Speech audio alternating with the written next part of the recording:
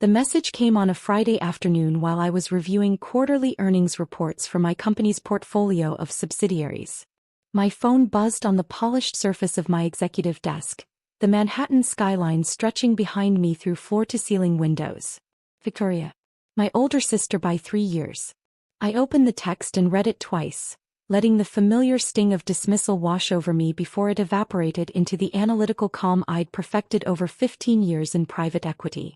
Family reunion next month is being held at the Pemberton estate. Rebecca's new CEO, Richard Pemberton himself, will be attending as her +1. This is a networking event for successful professionals. Given your situation, it might be better if you skip this one. We don't want any awkward conversations about career choices. Hope you understand. My situation. My career choices. I set the phone down and returned to the financial statements in front of me. Chin Industries' latest acquisition was performing above projections. The pharmaceutical division needed restructuring, but the manufacturing arm was solid. Another successful quarter for the portfolio. My portfolio.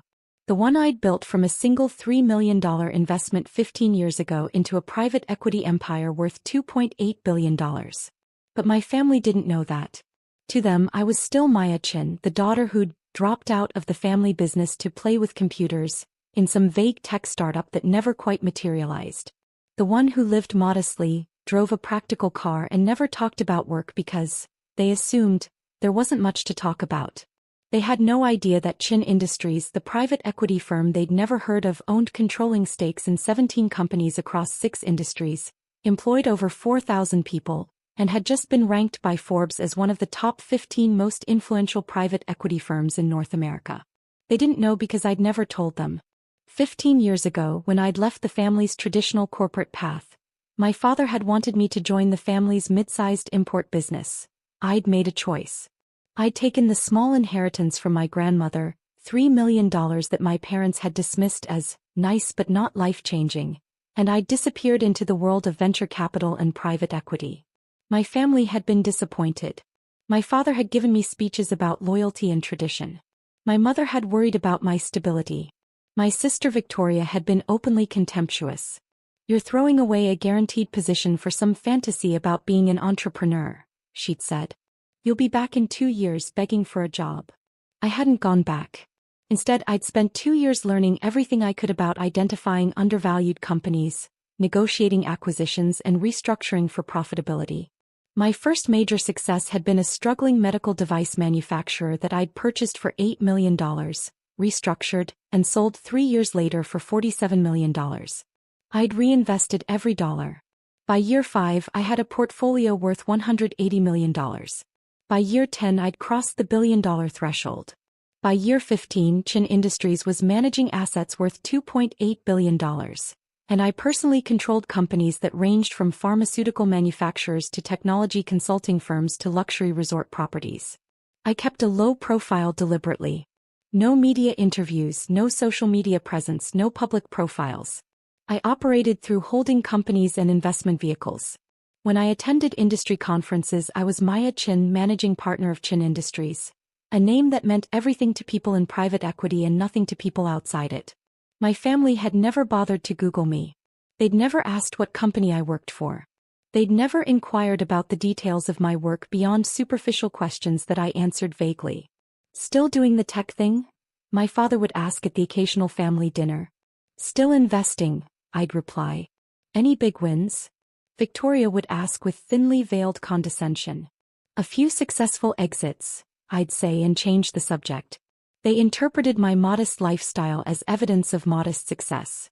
I lived in a comfortable but not ostentatious townhouse in Brooklyn. I drove a Tesla Model 3, practical and electric but not flashy. I wore well-made but understated clothes. I didn't vacation in obvious places or post about my life online. What they didn't know: the Brooklyn townhouse was one of 4 properties I owned, including a penthouse in Manhattan that I used for business entertaining and a villa in Tuscany. The Tesla was one of 3 vehicles. The others, including a vintage Porsche, stayed in a private garage I never mentioned. My clothes were custom-tailored by a designer who dressed Fortune 500 CEOs but didn't advertise. I wasn't hiding my wealth. I simply wasn't advertising it to people who'd already decided I was a failure. Victoria, meanwhile, had become the family's success story. She'd climbed the corporate ladder at various pharmaceutical companies, and 6 months ago, she'd landed a position as Senior Vice President of Strategic Development at Pemberton Pharma, a mid-sized pharmaceutical company that specialized in generic drug manufacturing. She'd been insufferable about it.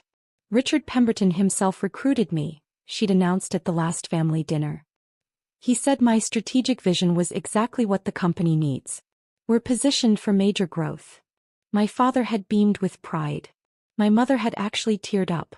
They'd toasted Victoria's success, her intelligence, her inevitable rise to even greater heights. I'd smiled politely and said congratulations. What I hadn't said, I knew Pemberton Pharma very well. I'd been analyzing them for 6 months as a potential acquisition target. The company was hemorrhaging money, losing market share to larger competitors, and desperately seeking either a buyer or a merger partner to stay afloat. Richard Pemberton, the CEO and majority shareholder, was running out of options. His company was valued at approximately $340 million on paper, but the real value, after accounting for debt, declining revenues and competitive pressures, was closer to $180 million. Chin Industries had been in preliminary discussions with Pemberton's investment bankers for 3 months. Now, reading Victoria's text about the professionals-only family reunion where Richard Pemberton would be attending as her +1, I understood the full picture. Victoria was dating her CEO. The CEO who was currently negotiating with my company about a potential merger that would save his failing business. And neither of them had any idea that Maya Chin, Victoria's failure sister, was the M. Chin who controlled Chin Industries. I texted back simply, understood. Enjoy the reunion. Then I called my head of mergers and acquisitions. David, where are we with the Pemberton Pharma deal? Final negotiations are scheduled for next Wednesday, David replied. Pemberton and his team are coming to our offices. He's bringing his COO and CFO. Seems eager to close. I'll be leading the meeting personally. Really? You usually let me handle the final negotiations. This one's special. Make sure the Pemberton team knows that M. Chin will be at the table. I want them prepared to negotiate directly with the principal. Will do. Any particular strategy you want to employ? I smiled. Just the usual. Fair terms, transparent discussion, and a deal that works for both parties. You're in a good mood about this one.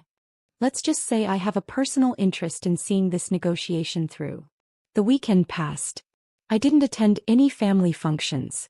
I spent Saturday reviewing Pemberton Pharma's financials in exhaustive detail and Sunday preparing the merger proposal that would save the company while bringing it under Chin Industries' control. By Monday morning I had my strategy finalized. Pemberton Pharma would be merged into Chin Industries' pharmaceutical division. Richard Pemberton would remain as president of the division, reporting to me. The merger would preserve jobs, stabilize the company's market position, and provide the capital injection needed for Pemberton's pipeline of generic drugs to reach market. It was a good deal. Fair, strategic, and mutually beneficial. It was the kind of deal I'd built my reputation on. Tuesday evening I got another text from Victoria. Richard is so excited about the family reunion. He wants to meet everyone. Dad is thrilled. This is exactly the kind of connection our family needs. Someone at Richard's level really elevates our social standing. Thank you for being understanding about skipping it. I read the message 3 times, analyzing the subtext. Victoria was using Richard Pemberton to elevate her status within the family. She was positioning herself as the one who'd made it, the one who brought connections and prestige. And she was doing it by explicitly excluding me. I replied, I'm happy for you both. Wednesday morning arrived with crisp autumn clarity. I dressed carefully in a charcoal gray suit from my private tailor, paired with a silk blouse and understated jewelry. Professional, authoritative, but not flashy. I arrived at Chin Industries headquarters in Midtown Manhattan at 7 a.m. The building was a modern glass tower with our name etched discreetly near the entrance. Most people walked by without noticing. That was intentional. My office occupied the entire 42nd floor. Private elevator, corner views. A conference room that could seat 20 people around a custom table carved from a single piece of walnut. David met me at 8:30 to review final details. Pemberton's team arrives at 10, he said. Conference room is set up. Our legal team is standing by. Financial presentations are loaded and ready. Perfect. Who's on our team for this? Me, you, Jennifer from legal, and Marcus from finance. I kept it small since Pemberton's only bringing 3 people. Good. Let's make sure they're comfortable. This should be a collaboration, not a confrontation. You're really set on making this deal work, aren't you? Pemberton Pharma is a good company that's been mismanaged. They have valuable assets and a solid employee base. With proper capital and strategic direction, they'll be profitable within 18 months. That's exactly the kind of opportunity we look for. And it has nothing to do with Pemberton being connected to your family? I smiled. Let's just say I'm looking forward to the negotiation. At 9:45, my assistant called. Miss Chin, the Pemberton Pharma team has arrived. They're in the lobby. Please escort them to the 42nd floor. Offer refreshments in the waiting area. I'll greet them in the conference room at 10 o'clock exactly. Yes, ma'am. I took a moment to center myself. This was business. Personal feelings couldn't interfere with making the right deal. The fact that Richard Pemberton was dating my sister, the fact that Victoria had excluded me from a family event because she thought I was a failure, the fact that my entire family had no idea who I actually was, none of that could influence the negotiation.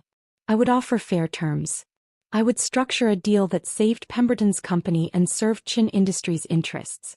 I would be professional, courteous, and strategic. But I would also watch Richard Pemberton's face when he realized exactly who he was negotiating with. At exactly 10 o'clock, I walked into the conference room. David, Jennifer, and Marcus were already seated on our side of the table. The Pemberton team sat across from them. A nervous-looking CFO, a stern COO, and at the center Richard Pemberton himself. Pemberton was in his early 50s, handsome in a practiced way, wearing an expensive suit and an expression of controlled confidence. He was smiling, clearly expecting this to be a routine negotiation with a mid-level executive. I walked to the head of the table and set down my portfolio. Every eye in the room turned to me. Richard Pemberton's smile faltered. His eyes narrowed in confusion. Do I know her? And then widened in recognition. Victoria's sister. The failure. The one who played with computers. His face went absolutely pale. Good morning, I said calmly. I'm Maya Chin, founder and CEO of Chin Industries. Welcome to our headquarters. I understand you're here to discuss a merger proposal. The silence that followed was exquisite. Pemberton's CFO glanced at his boss in confusion. The CEO looked between Pemberton and me, clearly sensing something was wrong but not understanding what. Richard Pemberton opened his mouth, closed it, and managed in a strangled voice, Miss Chin. I didn't realize that I was Chin? I said pleasantly. Yes, I keep a fairly low profile. Please let's sit down. We have a lot to discuss. I took my seat at the head of the table. My team looked calm and professional, though I could see David fighting back a smile. He'd figured out the connection.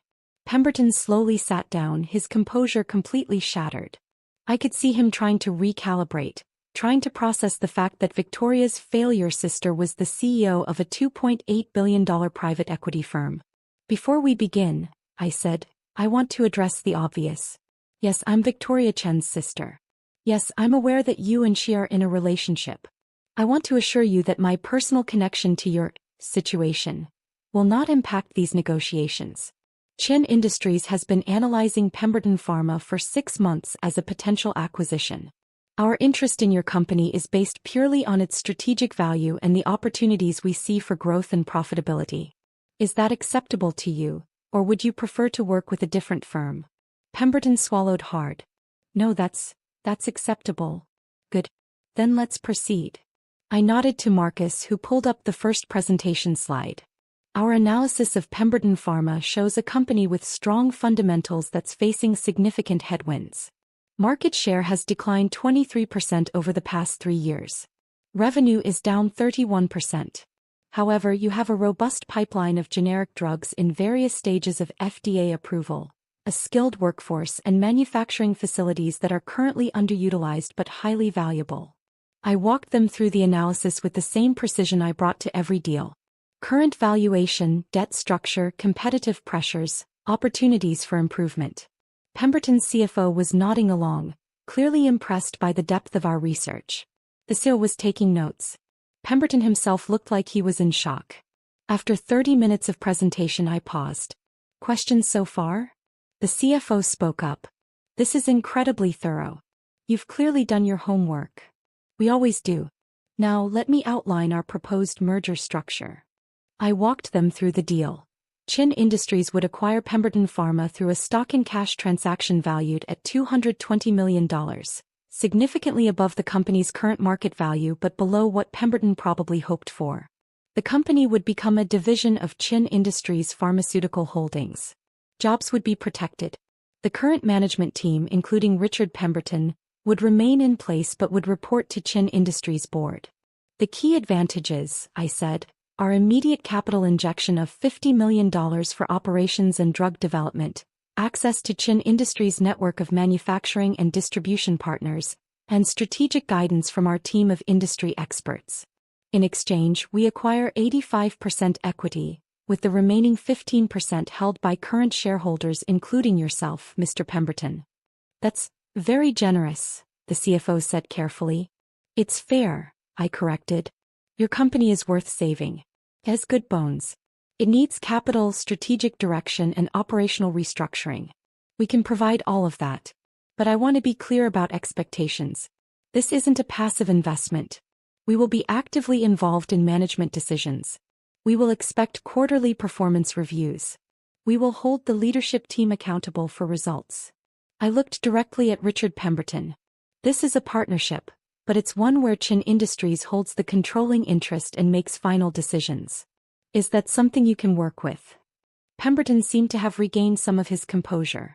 May I ask a question? Of course. How long have you known about Victoria and me? Since she mentioned it at a family dinner 6 months ago. Around the same time we began our preliminary analysis of your company. And you never said anything to her? About who you are. About what you do. My family has never asked detailed questions about my work. I've answered honestly when asked, but I don't volunteer information that isn't requested. I kept my voice neutral. My professional life and my family relationships are separate domains. I prefer it that way.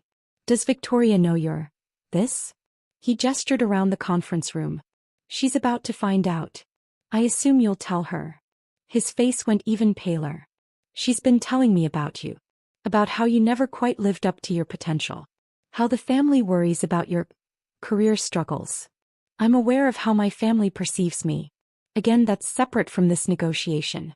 The question on the table is whether you want to accept Chin Industries' merger proposal. I need an answer by Friday to keep our timeline on track. The CEO leaned forward. Ms. Chin, speaking purely from a business perspective, this deal is better than anything else we've been offered. The other firms were talking about breaking us up, selling off divisions, massive layoffs. You're talking about keeping the company intact and investing in growth. That's our model.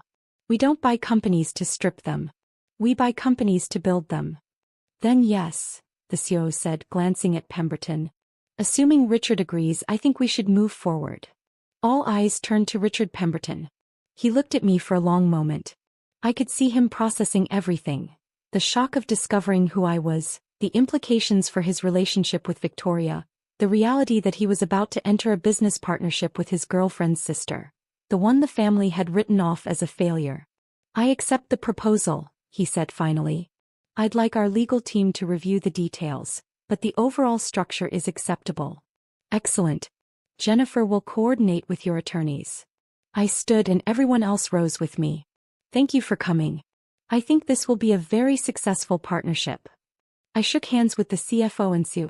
When I reached Richard Pemberton, he held my handshake a moment longer than necessary. Victoria doesn't know, does she? He said quietly. About any of this. She will soon. I imagine you'll want to have that conversation before the merger is announced publicly. This is going to be complicated, I finished. Yes, I imagine it will be. But that's between you and Victoria. As far as Chin Industries is concerned, you're the president of a pharmaceutical company we're acquiring. Your personal relationships aren't our business. You're remarkably calm about all this. I've had 15 years to become comfortable with my family's misconceptions about my career. This is just the moment when those misconceptions get corrected. After the Pemberton team left, David closed the conference room door and let out a low whistle. Okay, I need to know the story there. I smiled. My sister is dating him. She uninvited me from a family reunion because she thought I'd embarrass her in front of her impressive CEO boyfriend. Oh my God. The reunion is in 3 weeks. Right around the time the merger will be announced publicly. You're enjoying this way more than you're letting on. I'm enjoying the business opportunity. The personal drama is just an unexpected bonus. Are you going to the reunion? I haven't decided yet. My phone buzzed. A text from Victoria. Richard just called me in a panic. He said he's been in a meeting with Chin Industries. Do you know anything about this? He sounded really weird. Something about merger negotiations. I stared at the message for a moment, then typed, I know Chin Industries. They're a reputable firm. If Richard is working with them, he's in good hands. Her response came immediately. How do you know them? I've followed their portfolio companies. They have a good track record. Richard said the CEO was in the meeting. He said her name was Maya Chin. Like your name? I smiled. Interesting coincidence. It's not you, is it? Because that would be insane. Richard said this woman runs a multi-billion-dollar company. Why would that be insane? The 3 dots appeared and disappeared several times. Finally, never mind. Of course it's not you.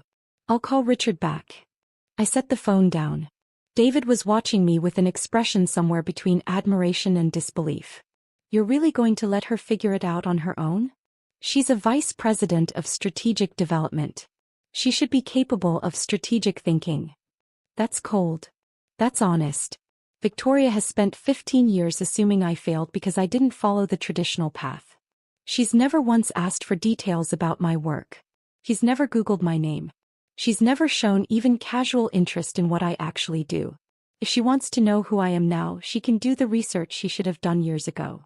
And if she doesn't? Then she'll find out when the merger is announced and Chin Industries' ownership structure becomes public information. Either way, the truth comes out. Over the next 3 days, my phone exploded with increasingly frantic messages from Victoria. Maya, I need you to call me. This is important. Richard is acting so strange since his meeting. Something is going on. I looked up Chin Industries. They're huge. Like huge. Worth billions. The CEO is named M. Chin. Founder and co. The company was started 15 years ago with a $3 million initial investment. Maya, grandmother left you $3 million 15 years ago. Maya, is Chin Industries your company? I didn't respond to any of them. I was busy working with legal to finalize the merger documents, coordinating with our pharmaceutical division president about integration plans, and preparing the public announcement. On Friday, Richard Pemberton signed the merger agreement. The deal was done. Chin Industries now owned 85% of Pemberton Pharma. Richard would remain as division president, reporting to me quarterly. The $50 million capital injection would begin immediately. Our PR team prepared the announcement for Monday morning. Saturday afternoon, Victoria showed up at my Brooklyn townhouse. I just finished a workout and was making coffee when the doorbell rang insistently. I checked the security camera and saw my sister standing on the steps, looking agitated. I opened the door. Is it true? She demanded without preamble. Are you M. Chin? The founder of Chin Industries? Yes. She stared at me. Are you serious right now? Would you like to come in, or would you prefer to have this conversation on the doorstep? She pushed past me into the house, spinning to face me in the entryway. You own a company worth $2.8 billion? Chin Industries manages assets worth $2.8 billion. I own the company, yes. For how long? 15 years. Since I took grandmother's inheritance and started making investments. But we thought, everyone thinks you're... She couldn't seem to find the words. A failure. I supplied. Yes, I know. Why didn't you say anything? You never asked. I walked past her into the kitchen, pouring my coffee calmly. Coffee. I don't want coffee. I want to know why you've been lying to us for 15 years. I haven't lied once. You asked if I was still doing the tech thing. I said I was still investing. You asked about big wins. I said I'd had successful exits. Every single thing I told the family was completely true. You just made assumptions about the scale. Victoria sank into a chair. Richard is losing his mind. He says you're acquiring his company. He says you were in the meeting. You negotiated the deal personally. That's all accurate. You're going to be his boss. Technically, he'll be president of the pharmaceutical division and report to our board, which I chair. But yes, essentially. This is insane. How are we supposed to? What is he supposed to? What are we supposed to do? You're supposed to continue your relationship or not, based on whether you actually care about each other. The business arrangement is separate. But you're my sister. I've always been your sister, Victoria. That hasn't changed. What's changed is that you now know what I do for a living. She put her head in her hands. The family reunion. I told you not to come because I thought you'd embarrass us in front of Richard. I remember. You must think I'm such an idiot. I think you made assumptions based on limited information. We all do that sometimes. Limited information. Maya, you've been running a multi-billion-dollar company and living in this. She gestured around my modest kitchen. This normal house, driving a normal car, acting like you're just getting by. This house is very comfortable. My car is excellent. I don't need to advertise my success to feel successful. But why? Why keep it secret? I set down my coffee cup and looked at my sister directly. Because 15 years ago, when I told the family I was going to invest grandmother's money instead of joining Dad's company, every single one of you told me I was making a mistake. You said I'd fail. You said I'd be back begging for a job within 2 years. And when I didn't come back, when I didn't fail, you all just assumed I was too proud to admit defeat.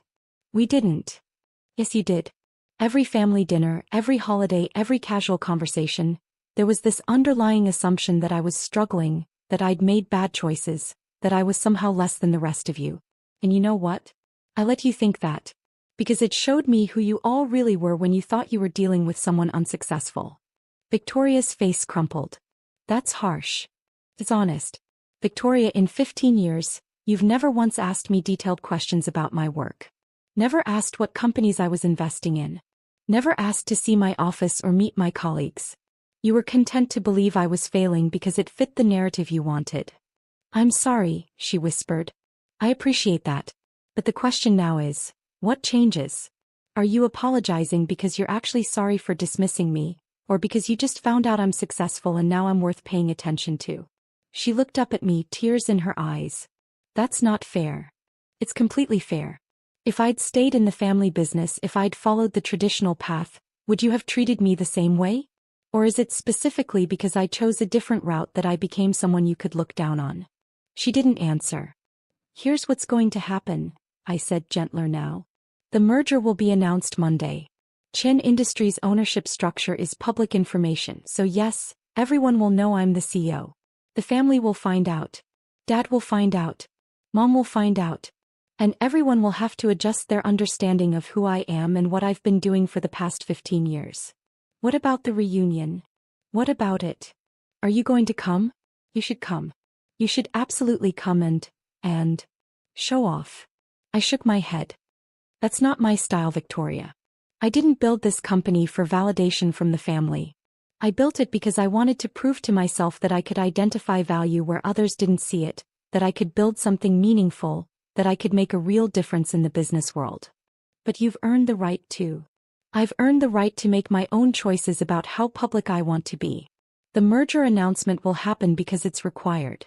The family will find out because it's inevitable.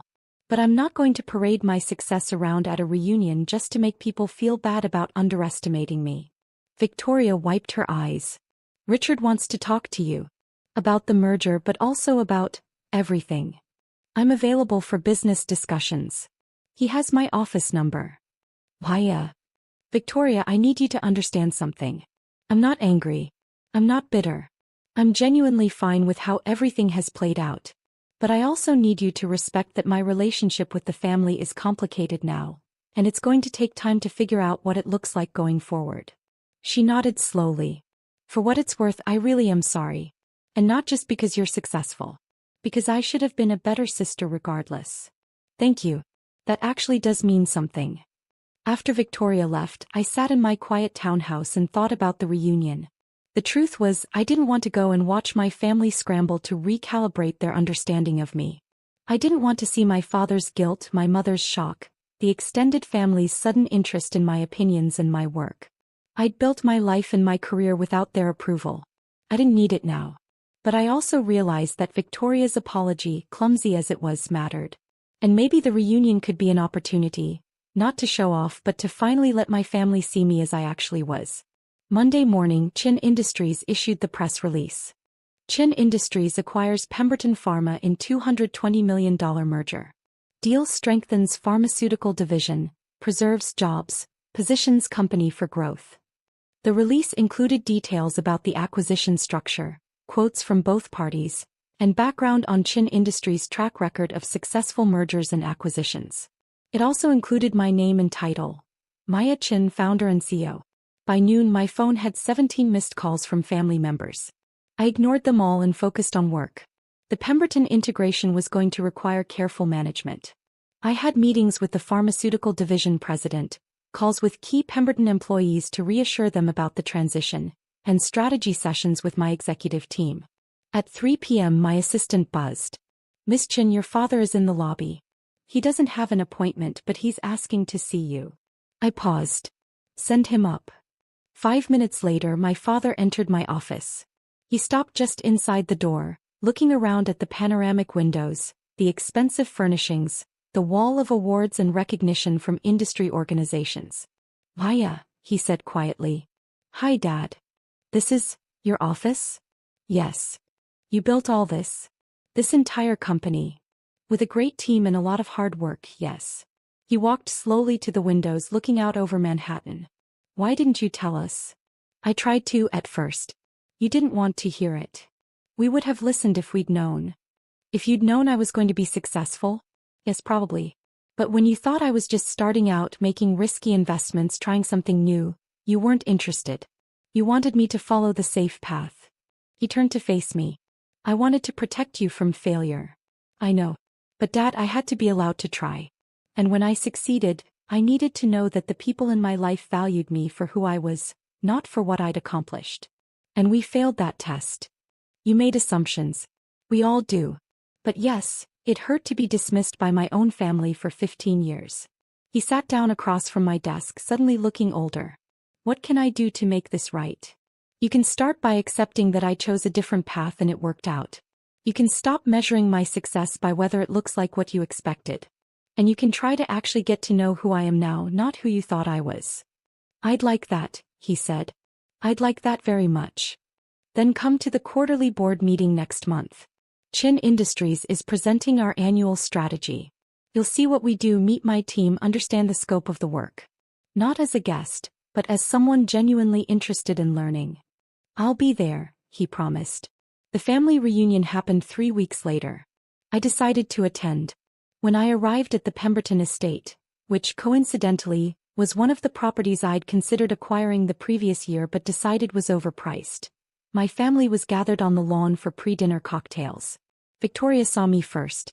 She crossed the lawn quickly, Richard trailing behind her. "You came," she said. "I came. Thank you. Really." Richard extended his hand. "Why, I wanted to thank you again for the way you've handled the transition. Your team has been incredibly professional. That's our standard. How are you adjusting?" "Better than I expected, honestly. Your pharmaceutical division president is brilliant. I'm learning a lot." "Good. That's the goal." My father approached with my mother. "Maya, sweetheart. We're so glad you're here. Thank you for having me." My mother hugged me, tears in her eyes. "I'm so sorry we didn't see you clearly. We're so proud of you." "I appreciate that, Mom." The rest of the evening was a study in recalibration. Extended family members who'd barely acknowledged me at previous gatherings now wanted to talk business, ask for advice, understand my career path. Some of it felt genuine. Some felt opportunistic. I navigated it all with the same diplomatic skill I brought to boardroom negotiations. At one point my father gathered the family for a toast. "I want to acknowledge something," he said. 15 years ago my daughter Maya made a choice that I didn't understand. She took a risk that I thought was foolish. And I was wrong. He looked at me across the lawn. Maya built something extraordinary not because we supported her but despite our doubts. She's shown us that success comes in many forms, and the most meaningful success comes from following your own vision, not someone else's expectations. He raised his glass. To Maya, who taught us all that sometimes the bravest thing you can do is trust yourself when no one else does. Everyone raised their glasses. To Maya. I felt tears prick my eyes but I smiled. Later Victoria found me alone on the terrace. It's different now, isn't it? She said. Everything's different. The question is whether it's different in a good way. I think it could be. If we let it. She paused. Richard and I are getting serious. He wants me to know that he's with me because he loves me, not because of any connection to you or your company. I believe him. He seems like a good man. He is. And Maya? I'm going to be a better sister. Not because you're successful but because I should have been all along. I'd like that. We stood together, looking out at the party, at our family, at the complicated web of relationships and misunderstandings and new beginnings. You know what's funny? Victoria said. All this time we thought you were the one who needed our approval. Turns out you were the one evaluating us. I smiled. I prefer to think we were all learning about each other. It just took 15 years and a merger to make it happen. Well, she said, linking her arm through mine, better late than never. Better late than never, I agreed. And for the first time in 15 years standing at a family gathering, I felt like I was actually seen for who I was. Not who they'd assumed I'd become, not who they'd feared I'd failed to be, but who I'd chosen to become through years of hard work, strategic thinking and quiet determination. Maya Chen, founder and CEO of Chen Industries. And finally, after all this time, someone my family was willing to know.